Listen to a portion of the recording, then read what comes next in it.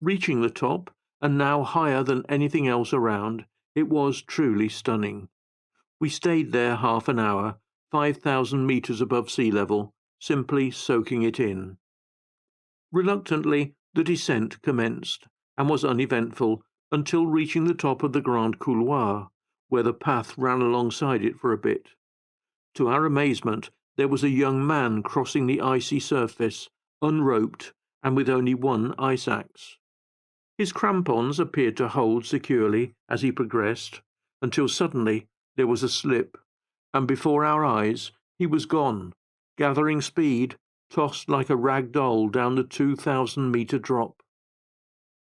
Witnessing such a death had a seriously sobering effect on our group, a rapid change after our euphoria of the morning.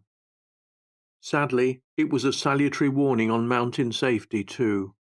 Thoughts of mortality and immortality weighed on our minds, setting the tone for the rest of the descent. Safely back to base, however, our spirits were revived enough to celebrate our conquest.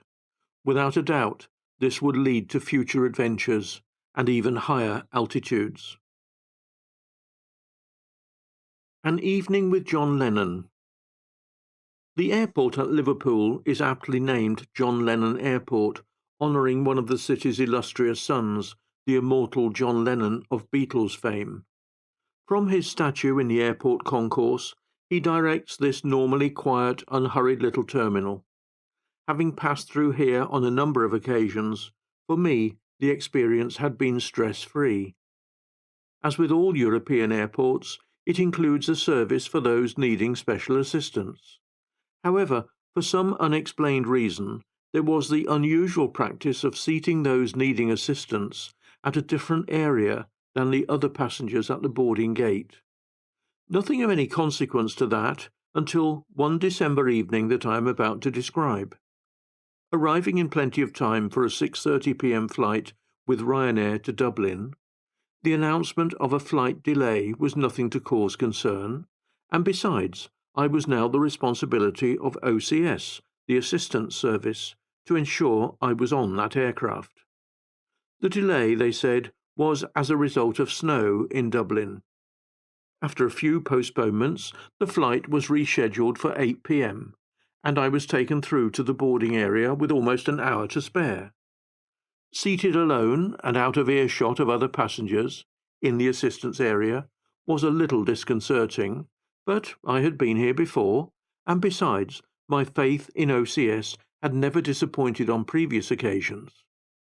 However, I began to feel uneasy as the departure time closed in, and nobody came for me. Eventually, I managed to alert someone passing by, whom I perceived to be a member of staff. She seemed taken aback that I was still there, and in a less than convincing tone, said she would check. Then came even less convincing whispers from behind a large partition. Who would draw the short straw of telling me that my flight had gone, and I had been forgotten? Should I get angry, or succumb to feelings of VIP vulnerability or defeat? Would John Lennon come to my rescue with some of his philosophical lines? Not knowing many of his songs, I could take no solace from that source. I knew my fate for that night was already sealed. I would have to sleep at the airport and take the next available flight at 6:30 a.m. But I knew it was time to be quietly assertive and not to concede this predictable fate too readily, and I wanted to test the system to see how it would handle the situation. Now a nuisance to OCS staff, I would at least be a pleasant one, a strategy I've often found to be effective. Firstly, they got me out of airside quickly, like I was an illegal immigrant, and then to the OCS office, so I complied without fuss. A manager had obviously been summoned. She was profusely apologetic and asked if there was anything they could do to help. Yes. Could I have a hotel room near the airport for the night, and a taxi, please, and will OCS pay for it all? I think she was sorry she asked. Oh, you will have to pay yourself, and write in to claim it back, she responded. And will you guarantee reimbursement? I queried. "I'm not authorized to do that," she said. Well, I wasn't about to fall for that one. "Well, will you pay for a taxi to take me back to stay with the person I had just left, and to return in the morning?" I didn't want that solution, to be honest, but I was just testing the system. The response was the same anyway. "Okay then, I'll just sleep here for the night," I replied, believing this solution would be an embarrassment they would prefer to avoid. They would have to contend with a blind person having to sleep rough outside their office. "Oh, and before you go, how can I be sure I will get a boarding pass for the morning flight?" These folk were unlikely to be rostered again in the morning, so how would anyone be expected to believe my story? At my request, we went to the Ryanair desk to receive the same response, to just tell my story at the desk in the morning and all would be well. Likely story with that airline, I thought. With a little persuasion, the lady wrote a commitment that I would be given a boarding pass in the morning. An actual boarding pass would have been preferable, but this was as much as could be achieved. Sleeping arrangements weren't ideal, as all the airport seats had arms, so stretching out wasn't an option. One of the OCS staff kindly offered blankets, which made some sort of bed a possibility, albeit with my legs over the arm between the chairs.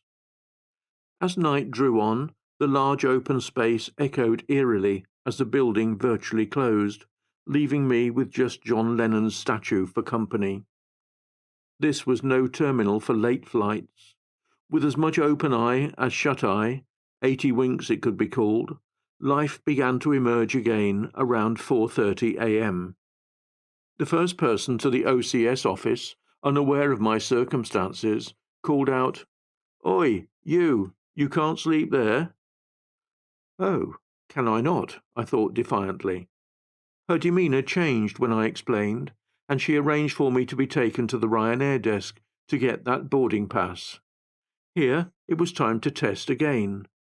Without producing the piece of paper, I quoted the lady of the previous evening, probably thinking, likely story, you just turned up late for the flight. She informed me I would have to pay again. "Oh, really? And would this help?" I replied, producing the piece of paper. After a hasty retreat, the pass was produced. Rather hungry by now, breakfast would be welcome. Again, time to test. Would it be complimentary, or must I pay?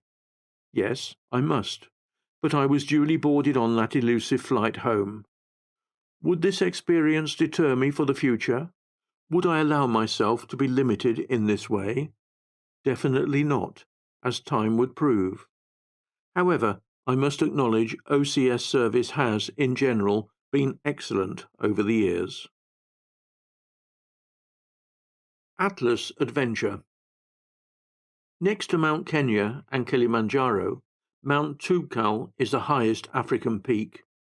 At 4,300 metres, it is the highest point of the Atlas Range, stretching across Morocco, and had been selected as the challenge for a fundraising expedition for an Irish Christian youth adventure centre.